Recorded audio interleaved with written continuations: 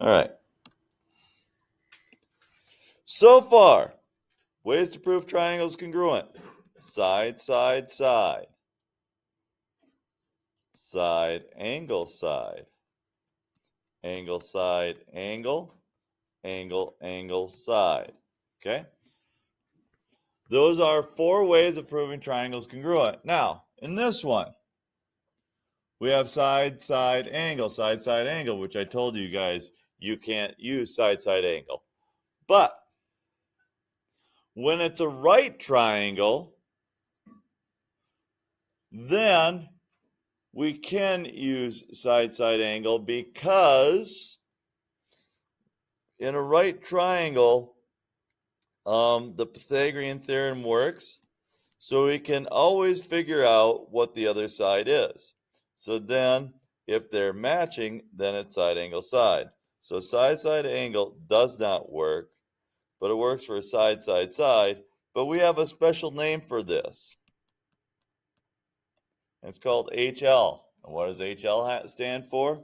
Well, in a right triangle, the side opposite of the right angle is called the hypotenuse. That's the H of HL. And either of the other 2 sides are called legs. So if you know the hypotenuse and leg of one triangle is congruent to the hypotenuse and leg of another triangle, then they're congruent by HL. So these are the 5 ways of proving triangles congruent. Okay? So, hypotenuse, leg. If the hypotenuse and one leg of one triangle, and it has to be a right triangle. It has to be a right triangle. If it's not a right triangle, hypotenuse, leg doesn't work. Okay? So if the hypotenuse and one leg of a right triangle is congruent to a hypotenuse and the leg of another right triangle, then those 2 triangles are congruent. Now, is this HL? This one right here. Yes or no?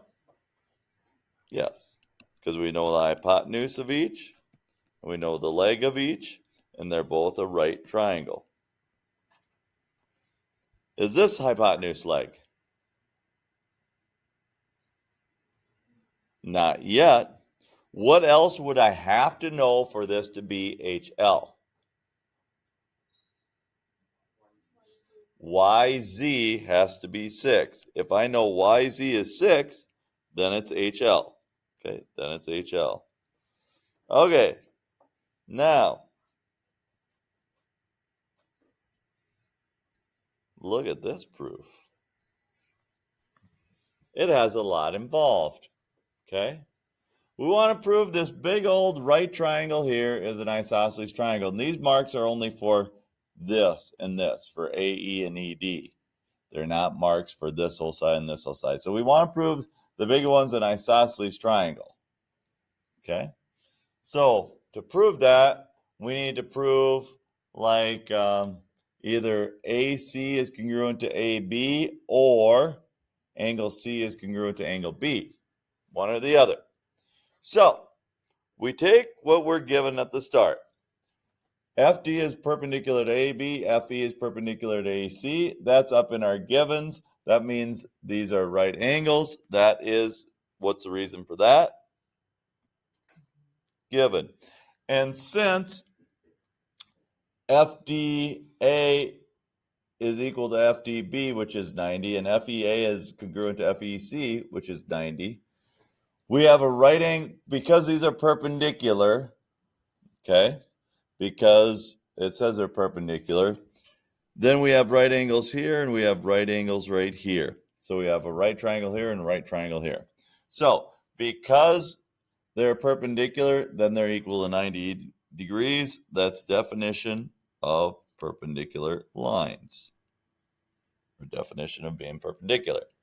Then, if triangles have right angles in them, then that makes them right triangles. That's a definition of what a right triangle is. Now, how would we know AE, this, is congruent to AD? Well, I see it right here, and that's in our givens. Then what about AF? Well, it says AF is congruent to AF. Well, that's the same line. And since that's the same line, it is the reflexive property. Now, the reflexive property is fairly important. When two triangles share a line, then it's always going to be the reflexive property. All right. So, because this is a right triangle, and I know a leg of each, and the hypotenuse here, AF is congruent to itself, I know the hypotenuse of this triangle and the hypotenuse of this triangle are equal because they're the same thing. I know this leg is congruent to this leg, and I know they're both right triangles. So why is FEA congruent to FDA? Because of, what are we talking about today? HL. Because of HL. Okay. So we know this triangle is congruent to this triangle, which makes side EF congruent to DF. EF is congruent to DF because they're parts of these two congruent triangles. So what kind of parts are they? They're corresponding parts of congruent triangles. So if corresponding parts of congruent triangles are congruent, then you say CPCTC. CPCTC always follows like SAS, SSS, ASA, AAS, or HL. It should be the next step behind it if there's more steps. Okay? Now, why can I say FC is congruent to FB? FC and FB. It's one of the givens. So now I have a right triangle down here where I know the leg of each and the hypotenuse of each, because the hypotenuse is opposite the right angle. So if I know the hypotenuse of each and the leg of each, then I know those are congruent by HL. So then I can say this angle C is congruent to this angle B. This angle C is congruent to this angle B because they're corresponding parts of congruent triangles, or CPCTC. So then by the isosceles triangle theorem, this side must be congruent to this side. And it says the converse of the isosceles triangle theorem. Yes, the converse, because if the sides are congruent, then the angles are congruent. So the converse of that, if the angles are congruent, then the sides are congruent. And since the sides are congruent, then it's an isosceles triangle by the isosceles triangle definition of an isosceles triangle. Okay? So be ready for some proofs today. So what do we know? Well, in a right triangle, I can say side angle side. Not every right triangle is going to be HL. Okay? Not every single one. You could have a side angle side, like we do here.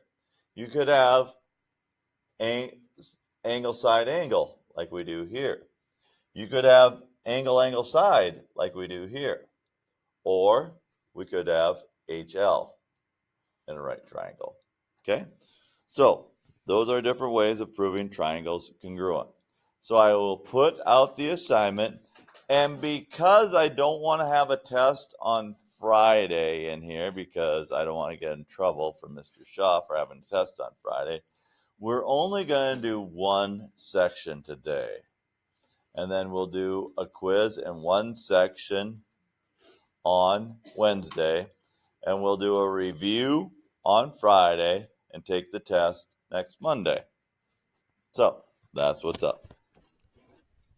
So I will put out that assignment for you.